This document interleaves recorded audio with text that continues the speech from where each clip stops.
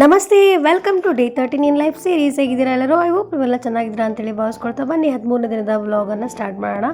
Actually ನಾನು ನಿನ್ನೆ ಊರಿಗೆ ಬಂದಿದ್ದೆ, ಹಾಗಾಗಿ ಇವತ್ತು ಮತ್ತೆ ಹೊರಡಬೇಕು. ಬಿಕಾಸ್ ನಾಳೆ ಒಂದು ಫಂಕ್ಷನ್ ಇದೆ. ಸೊ ಅದಕ್ಕಾಗಿ ನನ್ನ ಮಗ ನನಗೆ ಒಯ್ಲಿಕ್ಕೆ ಏನೆಲ್ಲ ಬೇಕು ಅದೆಲ್ಲ ಬ್ಯಾಗೆಲ್ಲ ಚೆಕ್ ಮಾಡಿ ಏನು ಬೇಕು ಏನು ಬೇಡ ಅಂತ ಹೇಳ್ತಾ ಇದೆ. ಮುದ್ದು ಕ್ಯೂಟ್ ಐ ಲವ್ ಯು ಕಂದ ಅಂತೇಳಿ ಹೇಳ್ತಾ, ಸೊ ಹಾಗೆ ಸ್ವಲ್ಪ ಹಸಿವಾಗ್ತಾ ಇತ್ತು. ಹಾಗಾಗಿ ಊಟ ಮಾಡ್ಕೊಂಡೇ ಹೊರಡೋಣ ಅಂತ ಹೇಳಿಬಿಟ್ಟು ಅಮ್ಮಂಗೆ ಹೇಳಿದೆ. ಅಮ್ಮ ಅನ್ನ ಮತ್ತು ಮಜ್ಜಿಗೆ ಸಾಂಬಾರು ಮಾಡಿದರು, ಹಾಗಾಗಿ ಊಟ ಬಡಿಸ್ತಾ ಇದ್ದಾರೆ. ನೋಡಿ ಅಮ್ಮನ ಪ್ರೀತಿಗೂ ಎಷ್ಟು ಇದಿದೆ ಅಂತಂದರೆ, ಅತ್ತೆ ಮನೆಯಲ್ಲಿ ಇದ್ದಾಗ ನಾನು ಎಲ್ಲರಿಗೂ ಏನು ಬೇಕೋ ಬೇಡ ಅಂತ ಕೇಳಿ ಅವರಿದ್ದಲ್ಲಿಗೆ ಬಡಿಸ್ತೀನಿ. ಬಟ್ ನಾನು ಅಮ್ಮನ ಮನೆಗೆ ಬಂದಾಗ ಅಮ್ಮ ನನಗೆ ಏನು ಬೇಕು ಅಂತ ಕೇಳಿಬಿಟ್ಟು ಮಾಡಿ ಇದ್ದರಿಗೆ ತಂದು ಕೊಡ್ತಾರೆ. ಐ ಥಿಂಕ್ ಇದೇ ಬಿಗ್ಗೆಸ್ಟ್ ಡಿಫ್ರೆನ್ಸ್ ಅಂತ ಅನಿಸುತ್ತೆ ತಾಯಿ ಮನೆಗೂ ಮತ್ತು ಗಂಡನ ಮನೆಗೂ.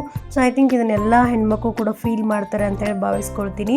ಸೊ ಹಾಗೆ ಹೋಗ್ತಾ ನಮ್ಮ ಮನೇಲಿ ಬಣವೆ ಹಾಕ್ತಾಯಿದ್ರು. ಸೊ ಅವ್ರಿಗೂ ಕೂಡ ಒಂದು ಹಾಯ್ ಹೇಳಿಬಿಟ್ಟು ಹೊರಡೋಣ ಅಂಥೇಳಿ ಅವ್ರಿಗೂ ಬಾಯ್ ಹೇಳಿ ನಾನು ನನ್ನ ಮಗ ಮತ್ತು ನನ್ನಮ್ಮ ಬಸ್ ಸ್ಟಾಪ್ವರೆಗೂ ಬಂದು ಬಿಡ್ತೀನಿ ಅಂತ ಬರ್ತಾಯಿದ್ರು.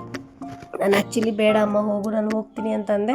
ಬಟ್ ಅಮ್ಮ ಬೇಡ ಬಾ ನಾನು ಬರ್ತೀನಿ ಅಂಥೇಳಿ. ಎವ್ರಿ ಟೈಮ್ ನಾನು ವಾರದಲ್ಲಿ ಒಂದು ಸರಿನಾದರೂ ಬಂದೇ ಬರ್ತೀನಿ ನಮ್ಮೂರಿಗೆ. ಬಟ್ ಪ್ರತಿ ಸರಿನೂ ನಮ್ಮಮ್ಮ ಅದೇ ಪ್ರೀತಿ ಅದೇ ಕಾಳಜಿ. ಆ ತಾಯಿ ಪ್ರೀತಿಗೆ ಯಾರನ್ನೂ ಕೂಡ ಸರಿಸಾಟಿ ಮಾಡಲಿಕ್ಕೆ ಸಾಧ್ಯನೇ ಇಲ್ಲ ಅನಿಸುತ್ತೆ.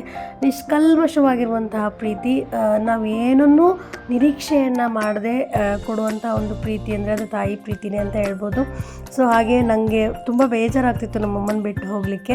ಸೊ ಇಲ್ಲಿ ನಮ್ಮೂರವ್ರು ಸ್ವಲ್ಪ ಜನ ಸಿಕ್ಕರು, ಅವ್ರ ಜೊತೆ ಮಾತಾಡ್ಕೊತ ಹರಟೆ ಹೊಡೆದೆ. ಅದಾದಮೇಲೆ ನನ್ನ ಮಗ ಅವ್ರ ಮಾಮ ಬರೋಷ್ಟಿಗೆ ಬಿಟ್ಬಿಟ್ಟು ಓಡೋಗ್ಬಿಟ್ಟ.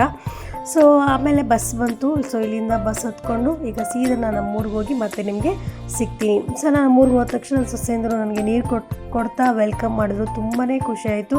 ಇವ್ರ ಜೊತೆಗೆ ಆಟ ಆಡ್ತಾ ಇವತ್ತಿನ ವ್ಲಾಗನ್ನು ಎಂಡ್ ಮಾಡ್ತೀನಿ. ಸೊ ಮತ್ತೆ ಮುಂದಿನ ವಿಡಿಯೋದಲ್ಲಿ ಸಿಗೋಣ. ಟಾಟಾ, ಬಾಯ್, ಟೇಕ್ ಕೇರ್.